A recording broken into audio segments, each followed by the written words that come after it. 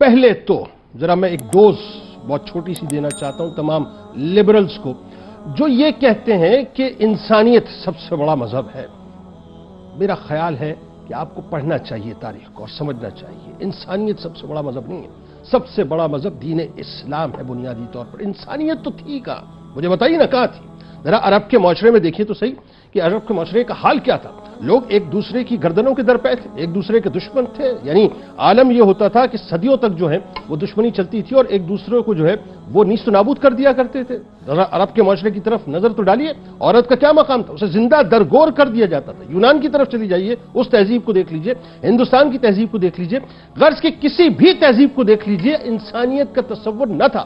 سرکار مدینہ صلی اللہ علیہ وآلہ وسلم کی ظاہری بعثت کے بعد سرکار علیہ السلام نے آدمی کو انسان بنایا، انسانیت کو متعارف کروایا، پھر پتہ چلا کہ انسانیت بھی کچھ ہوتی ہے۔ تو انسانیت بنیادی طور پر مذہب اسلام کا ایک حصہ ہے، تو پہلے یہ سمجھ لیں۔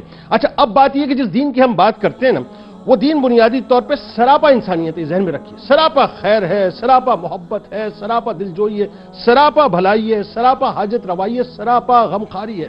رسول کریم صلی اللہ علیہ وآلہ وسلم محسن انسانیت ہے۔ کیا کہا میں نے؟ محسن انسانیت ہے۔ صرف محسن مسلم نہیں ہے، محسن انسانیت ہے۔ اور آپ نے ایک چارٹر انسان کو دے دیا کہ خیر الناس من ينفع الناس، بہترین انسان وہ ہے جس کا وجود انسانوں کے لیے مفید ہو۔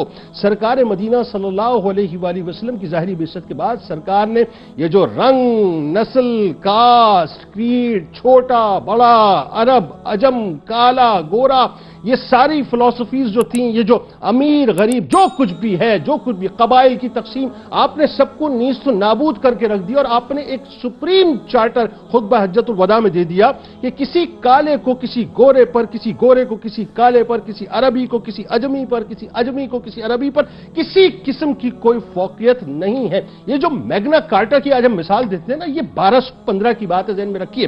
اور اس کا معاملہ بھی کیا تھا؟ وہ کوئی غریبوں کے حقوق کی بات نہ تھی، بلکہ بنیادی طور پر عمرا اور بادشاہوں کے درمیان جو ایک مراسم ہے نا، ان مراسم کو قائم کرنے کی بات تھی۔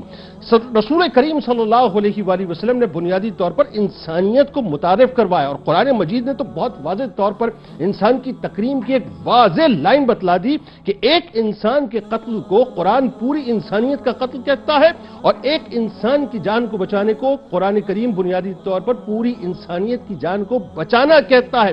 حضرت برا بن عازب رضی اللہ تعالیٰ عنہ سے مروی ہے کہ سرکار علیہ السلام نے فرمایا کہ اللہ تعالیٰ کے نزدیک پوری کائنات کا ختم ہو جانا کسی بھی شخص کے قتل ناحق سے ہلکا ہے۔